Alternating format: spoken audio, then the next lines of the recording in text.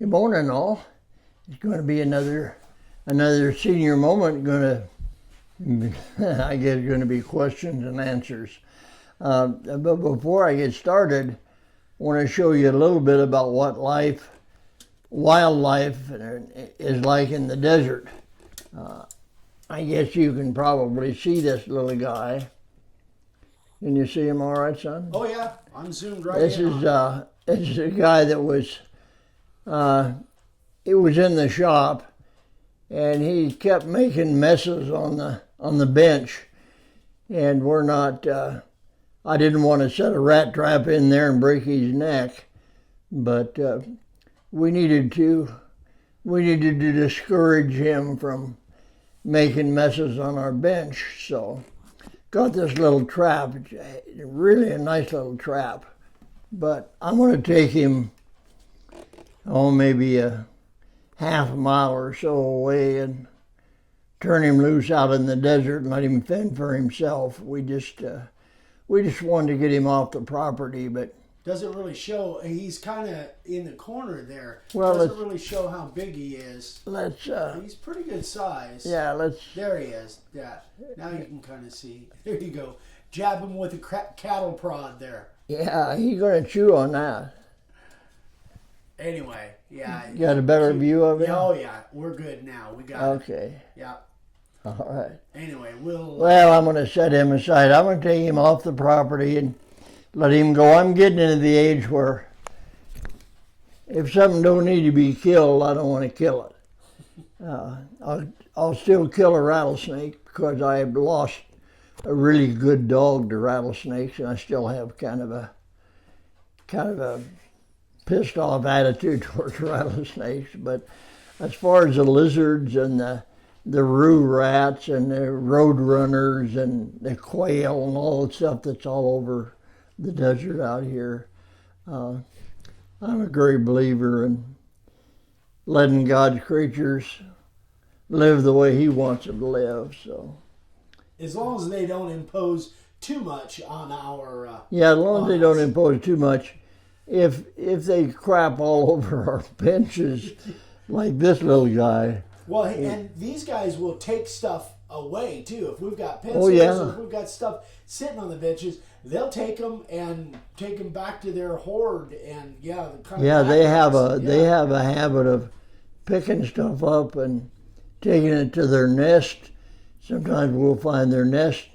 We'll find router bits and nuts and bolts and just all kinds of things that they'll pick up and take back to their nest. And letters, and numbers, and all kinds of stuff. So we don't necessarily think it's necessary to kill them. We just want to discourage them a little. Besides, we want to see what they look like. Besides, I don't want to kill anything I don't need killing. So. All right, so on to the questions. Okay, we're gonna continue with our thing about questions, and I haven't seen the questions. Eric won't let me know what the questions are, so they come as a surprise to me, and I'll answer them as well as I can. All right, so Jack Schaefer wrote in, and he said a few years ago you guys had an email correspondence back and forth, and he said, Dave, can you share a story about a tractor, a log bridge, and a river?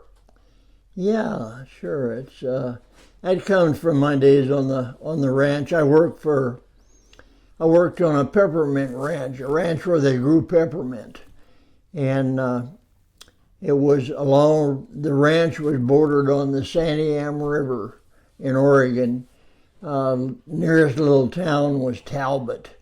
I think population of probably 25 people. Had a church and a store and service station and a few houses, and that was Talbot. But at any rate, on the Santiam River, we had ranch land on both sides of the river. And in the summertime, when it was necessary to move the tractors and the equipment and the peppermint and so on, when it was necessary to move that across the river, we had a huge log bridge. It was there before I went to work there, but it was every winter when the river rose, and they would cut one end of the bridge loose, and so it would just float alongside of the river. It was cabled in with heavy cables. But every summer, every spring, we would go out and we would stretch a rope across the river, and we would pull that bridge out and drive huge spikes in with attach the cables to it. So we had this log bridge to drive the tractors across. And we did, and we were a bunch of kids on the ranch. I was probably 15, 14, 15, maybe 16. I don't remember the exact year, but I remember one time we pulled tractor loads of peppermint across the Santiam River to a distillery, which I'll describe a little bit later. Peppermint is harvested and then distilled to get the peppermint oil. And that was one of our operations. But being crazy kids like we were, there were two of the kids that worked on the ranch decided to race to see who could be the first to get to that bridge one afternoon. And I think we'd finished work, and then I don't remember for sure, but they wanted to race to get to that bridge. On the tractors? On the tractors. Oh, okay. And they had a string tied to the governor's, which was on the carburetor. And they were going down this dirt road heading for this bridge, and neither one of them would give in. And there was room for two of them on the bridge as long as they were careful. And but they weren't careful this time. And one guy was got a little nervous about his left wheel being too close to the edge, so he moved over and he bumped the other tractor and right into the Santiam River. Well, the river was at that point was about, I guess, 25 feet deep, which was pretty good flow of water. And so we had a dilemma. Don Turnage, the guy that we worked for, J.H. Turnage was the guy that owned the farm, and his two sons is the ones we worked for. J.H. was a preacher. And anyway, we decided we had to get that tractor out of there. So Don Turnage come down with some cable, and he had a grappling hook. He was going to try to hook onto this tractor with a grappling hook. And he tried a few times, and he would get it to catch on something, then it would slip off.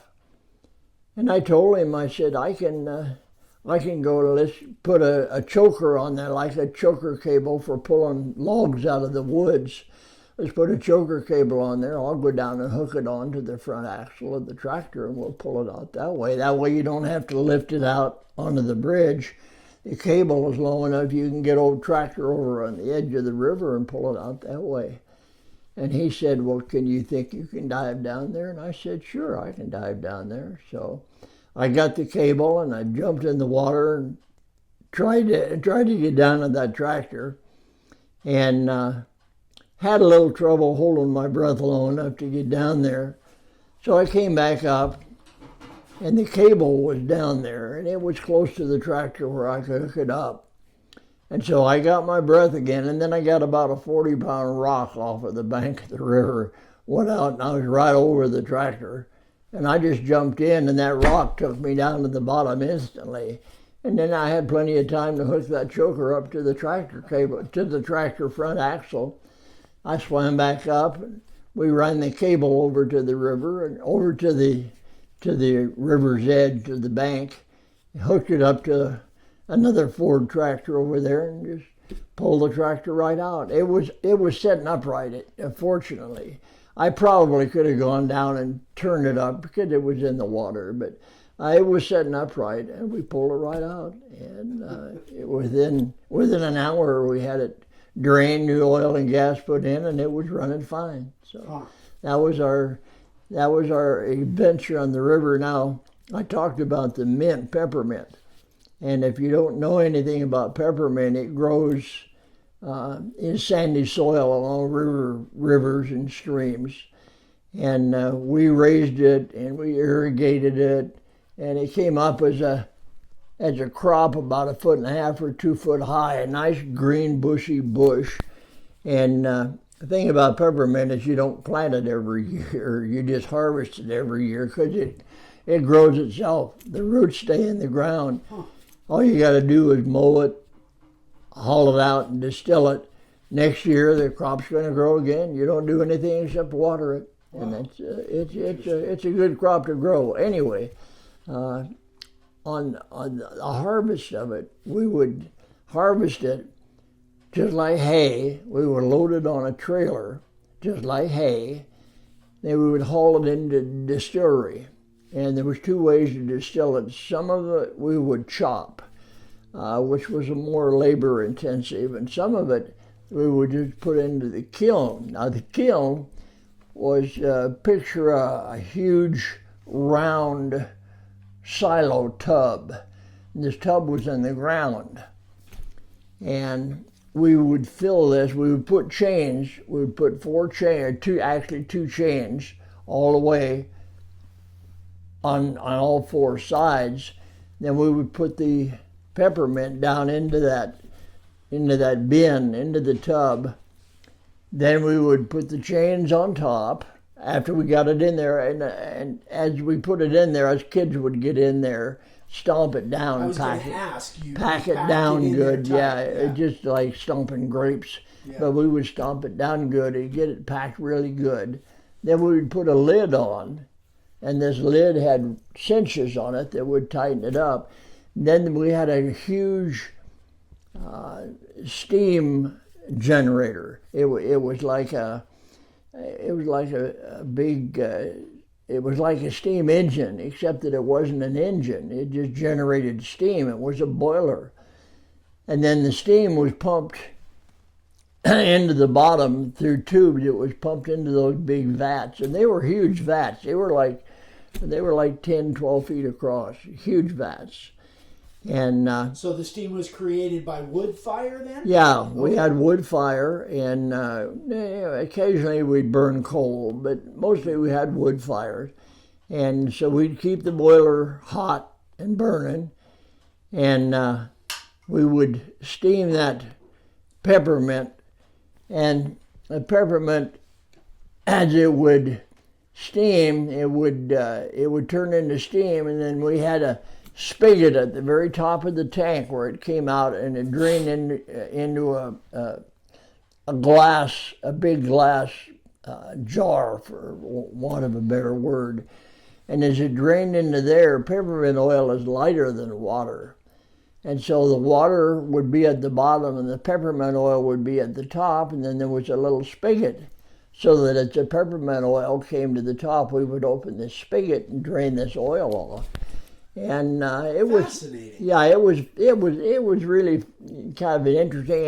And the funny thing is, in those days, peppermint oil, we would get about 90 gallons of peppermint oil per acre of peppermint, and it was around $100 a gallon.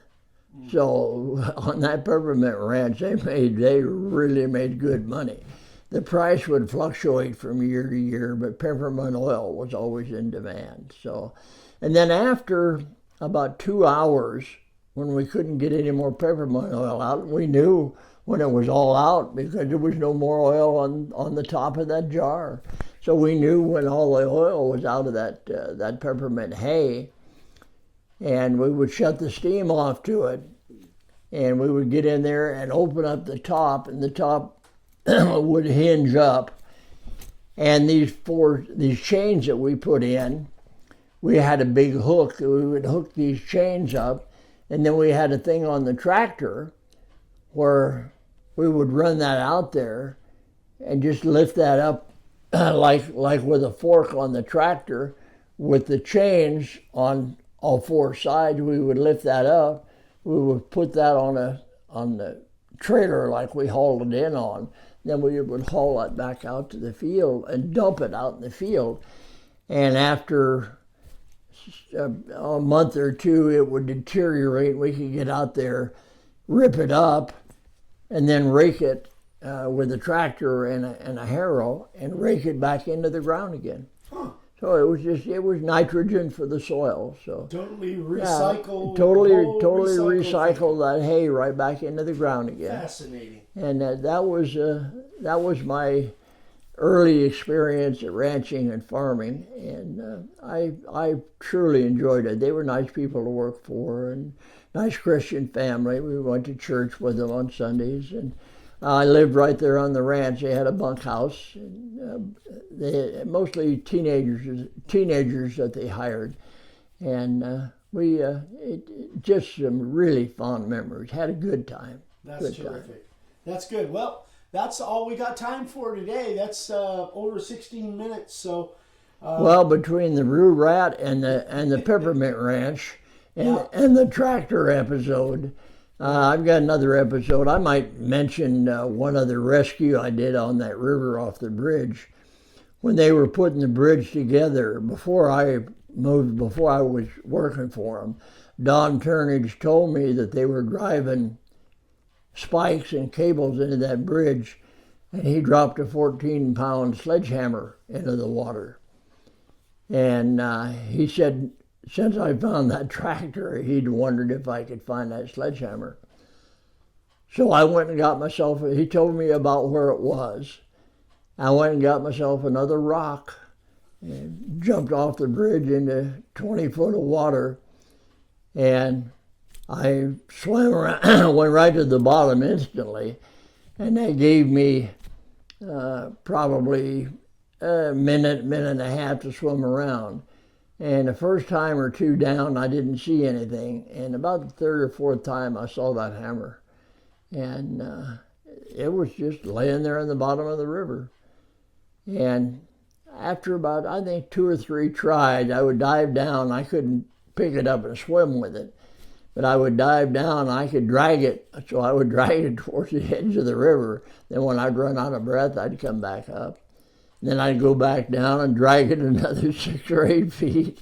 And finally I got it up and got it out of the river. He gave me a $5 bonus for getting that 14-pound sledgehammer up out of the river. And it had been down there for, I guess, 2 or 3 years. So he gave me a $5 bonus for that. I thought was pretty nice. That's pretty cool. Great. So that's all for today.